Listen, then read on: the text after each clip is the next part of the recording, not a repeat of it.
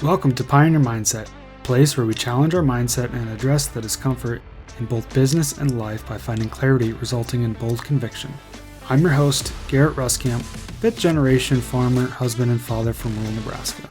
Whether you're navigating frustration from past decisions or worry about the uncertainty you face today in your business, we're going to learn from our struggles and take on new challenges with a resilient mindset.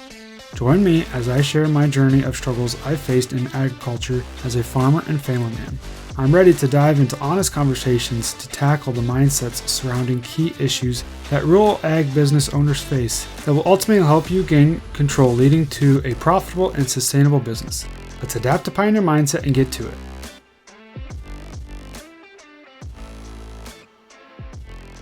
Welcome back, everyone. For this week's episode, I want to talk about essentially time management and how we spend our time.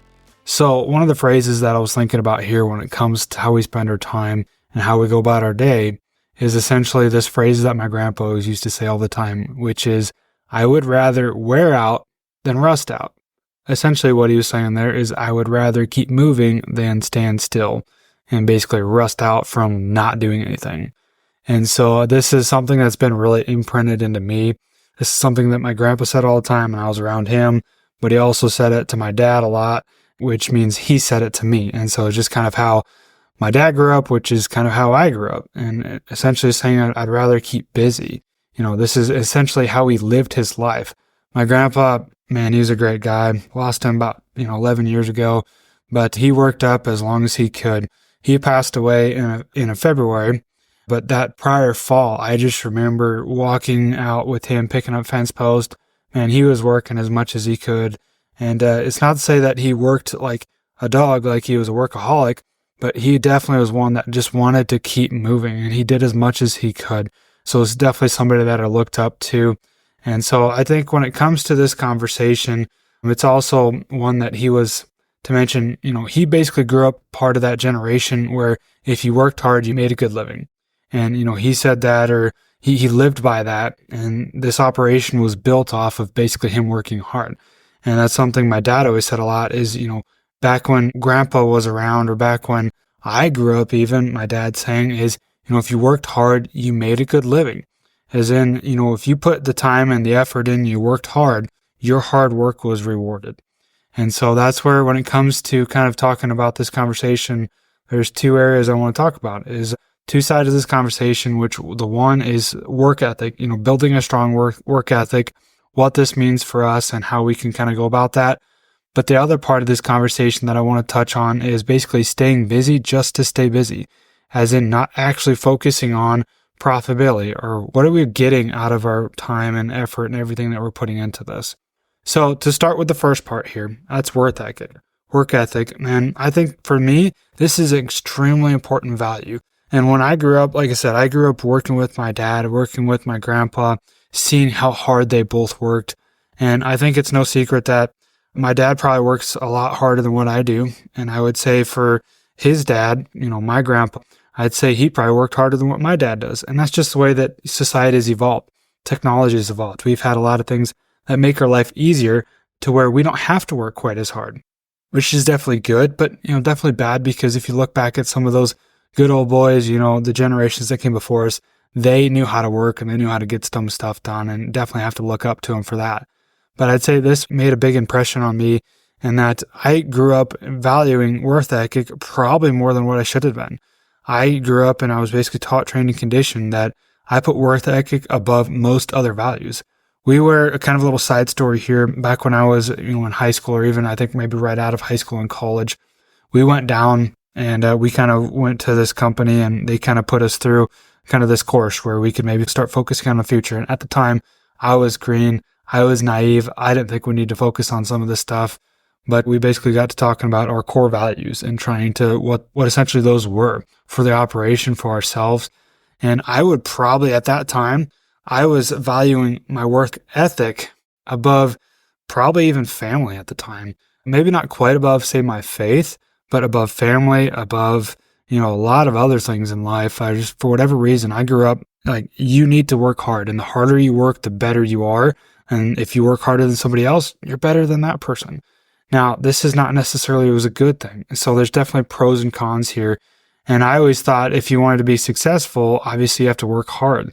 But I think there's a lot more to that. And I think that all kind of goes back to, what does success mean to you? What is a successful person to you? That's a whole nother conversation I don't want to dive into, but I think we need to keep that in mind as well. So back to the work ethic. What are the pros and cons to this when we talk about this? Well, obviously a pro to a strong work ethic, man, I keep tripping myself on that word for some reason, but obviously a pro is if you're really strong in that, you're going to have a lot of drive, a lot of motivation, your willingness to basically outwork the competition, maybe the ability to finish a job, to stay on top of tasks, and be a really productive person if you've got a strong work ethic.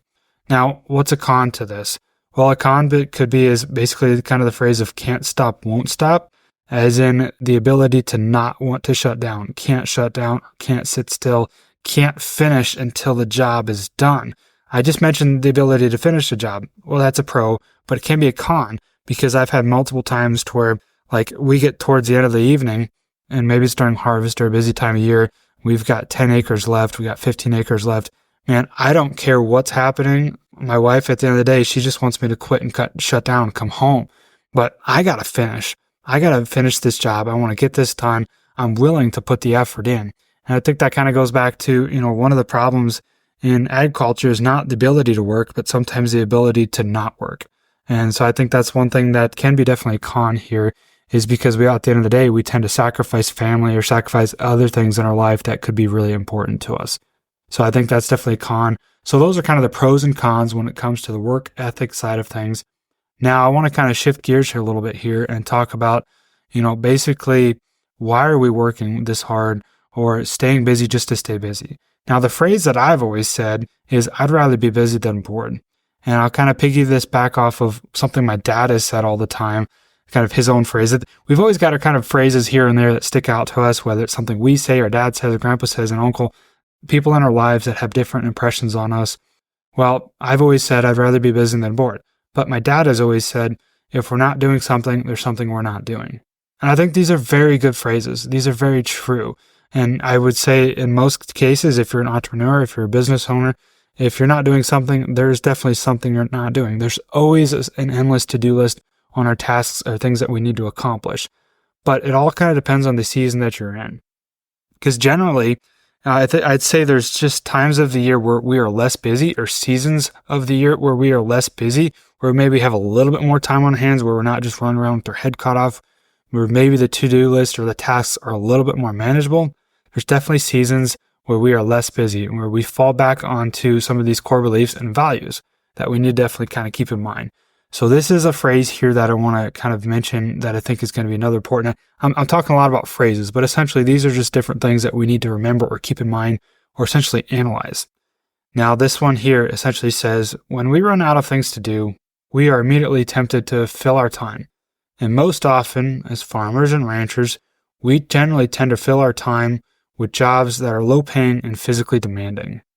And so I think this is something that we can really kind of step back and analyze when it comes to how we spend our time management, staying busy, rather be busy than bored, all of these different things. Is we generally, if we have time on our hands or we're maybe in a season that is less busy, and at the time of this recording or at the time that you will hear this, we're going to be getting into January.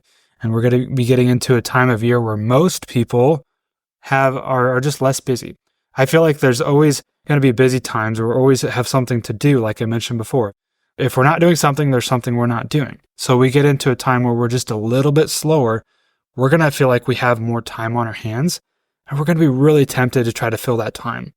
Now, what we fill our time with at the end of the day is going to matter how successful we are or basically the return that we get on our time.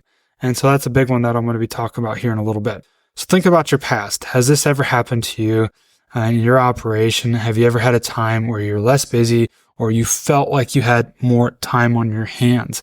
And so then you tried to fill that time because at the end of the day, like I mentioned before, we don't want to be sitting still. We'd rather be doing something than sitting still. So we think about, okay, how can we fill this time? How can we fill this slower season? And then from there, what have you done?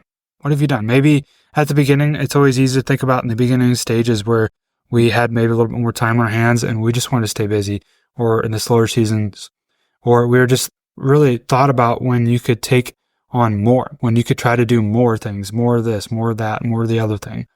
Well, I think it's pretty easy to think about, say, if you're a rancher, if you're in the livestock industry, that's more head of livestock, more cows, more feeder calves, more penny cattle. And maybe in the row crop, it's more acres, it's more custom work, it's more doing jobs of our own versus letting somebody else do them. It's more. And for a prime example from this, when I was thinking about this, was actually back in the day in our livestock operation, cow-calf operation. I'm thinking actually way back to before we really even expanded much, and really even before I came involved, is we generally calved right around that April timeframe, April or May, somewhere in that time frame. And that really, in my opinion, is some of the best times of the year to calve. You talk about April and May for weather-wise, it's really good. You can calve them, you can get them out on grass, get them out on a cover crop. There's multiple different reasons to calve that time of year. And also, side comment, when it comes to calving that time of year, you talk about a lot of people, that's generally when you got a lot of your nature. You're going back to nature, when are the deer birthing, fluent on deer terms, but when is the rest of nature tending to give birth and having new life? It's generally around that time of year. And so when it comes to cow-calf, in our operation, we calved that time of year and worked really well. Okay, so where am I going with this? Well, when we started to analyze, when you're in basically a diversified operation, we talk about when are we busy, when are we bored? Well, when we were getting into doing field work, getting into April, May timeframe, that's when things started ramping up with field work. When you're diversified, when you got row crop, when you've got livestock, trying to balance your time that way, we felt we were just pretty busy when it comes to not having time to calve. So okay, let's consider maybe bumping our calving up to a time of year where we do have time, or maybe we're just less busy. And for us, that was maybe January, February, March. So we bumped our calving up to like January, February. So basically we made that decision off of time management. We made that decision off of, I'd rather stay busy. I'd rather be busy than bored. So all of a sudden now in January and February, we are busy because we're calving then. We're doing more work. We're trying to keep track of the cows and calves. But at the end of the day, we're doing more work than we would have if we'd been calving in, say, April when it's warmer. You know what it's like if you are in the livestock industry, if you calve in January, the amount of time that you have to put into that cow and that calf to help keep that calf alive, to keep that calf healthy, is way more than what it would have been if they just let them do it on their own in, say, like I said, March, April, May, that time frame. Just kind of looking at basically how we spend our time and what's our return on investment. And that's where I'm going to basically be going next, is what is another way to look at this? Well, for me, what I try to think about is return on time. Now, you've always heard return on investment, ROI. Let's try to get a really good ROI out of this, return on investment. Well, what I like to think about is return on time. Return on time. Now, when it comes to some different resources that we have available, there's really two primary resources that we have: money and time. So when we talk about investing something, you can either invest money or you can invest your time. And so that's why it's really important for us to analyze this in a way that we can really step back and think, okay, are we getting a really good return on our time? If I'm being completely honest, if you know my full story, we sold our cows about a year ago, and we've gotten kind of shifted our operation a little bit into a different direction. Well, one of the decisions that went into selling the cows was the return on time. Whenever I got it and we really analyzed our time management, man, if you think about it, if you're in the livestock industry yourself, you realize how much time it actually takes when you're involved with cows or cattle or whatever that may be. They're always getting sick on a Sunday morning. You're always having to go fix fence on the hottest time of the year, or just this, that, and the other thing. When it comes to livestock, is you spend an incredible amount of time working with them. And I'm not trying to pick on livestock in general. This is just a decision that we made in our past when I really tried to analyze what was the return on my time personally. And so I think this is something that we really need to consider. And as well as, what are we actually doing? Are we actually getting a return on our time?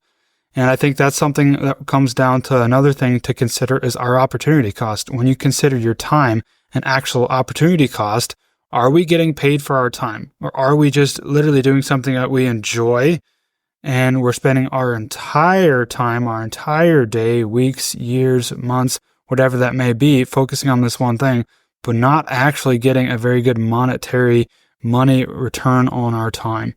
And so this is one thing that we really need to keep an eye on when it comes to these different thought processes here. So with all of these phrases that I've mentioned before, I'd rather wear out than rust out. If you work hard, you'll make a good living. I'd rather be busy than bored. If we're not doing something, there's something we're not doing. With all of those phrases, this is not black and white. This is not good or bad. It's not great to have a work ethic because there's pros and cons. What I'm trying to say here is just there's a lot of things that we need to consider. It's not black and white. It's gray. Everything in agriculture, if you haven't thought of this by now, is gray. It's not black and white. It's really hard to put this into two columns of good or bad. It's black, it's white. There's lots of things that we need to consider. And I'm not trying to put anyone down for working hard. That is definitely not what I'm trying to do because like I've mentioned before, our operation was built on a strong work ethic. And I can guarantee yours is probably the same way. And I can guarantee that a good portion of the success that we have is also probably contributed to a strong work ethic. This is not what I'm saying is that we don't need to consider this or we need to start being lazy or anything like that. But what I'm saying here is we just definitely need to consider, we need to really have a pioneer, a new mindset here. That's why this is called pioneer mindset. Keep coming back to that. We need to pioneer a new mindset and be mindful of our return on time. So these are definitely some things that we need to consider when it comes to how we spend our time. And all of this that I've mentioned before, all of this generally comes back to working in your business versus working on your business. So like I mentioned before, if we generally are in a time where it's less busy, or we have a little bit more time on our hands, I'm going to go back to this, is when we run out of things to do, we are immediately tempted to fill our time. And most often, we fill our times with jobs that are low paying and physically demanding. That goes back to working in your business versus working on your business. So as we go into this new year, as we think about all the things that we have on our plate, as we think about all the things that we need to do, we just need to remember, where are we getting a return on our time? Where are we getting a return on time? And when it comes to maybe new adventures, new opportunities in front of us, when it comes to reevaluating whether we should go through with this or not, this is another thing that we need to throw in there that we need to keep an eye on. It kind of goes back to opportunity cost and keeping opportunity cost, which includes our time and are we getting paid for our time? A little side note here, when it comes to most farming operations, especially if you're a sole proprietorship and you're running everything through one bank account, you don't really know what your time is, what your return on time is, because at the end of the day, you're just left with whatever's there, okay? And that's all you get for your return on investment. Rather, if you were to say not be spending your time on your work as far as in the farm or whatever your business consists of, if you were to leave that and go get an off-farm job, go get a town job, you're going to get a return on your time. You're going to get paid. You're going to get a salary. You're going to be a W-2 employee. You're going to get paid for your time. We need to keep that in mind when it comes to everything that we need to do, and when it comes to being an entrepreneur, when it comes to new business adventures. Are we going to be getting a return on our time? So keep in mind, this is not just about ROI and everything that we do in business. It's also about return on time, return on our resources, return on our resources, ROR. This is a new one to consider. Return on our resources, which is one of those is a big one, which is time. So I really hope as we get to thinking about some different things, this is one thing that you can keep in mind. And so that way we can really evaluate where we're spending our time. So that way we can get the most of our time. All right, that's enough talking about time. That's really all I got for now. And I really hope this resonates to you or you found value in this. And for now, we will catch you next time. Thanks for tagging along with me today as we sharpened our mindsets. If you've gained insight from today's episode, be sure to take a screenshot to share or send this episode to somebody who might also find value in it. For more, follow me on Instagram @GarrettRuskamp or on Facebook, and join me next time for more conviction through clarity.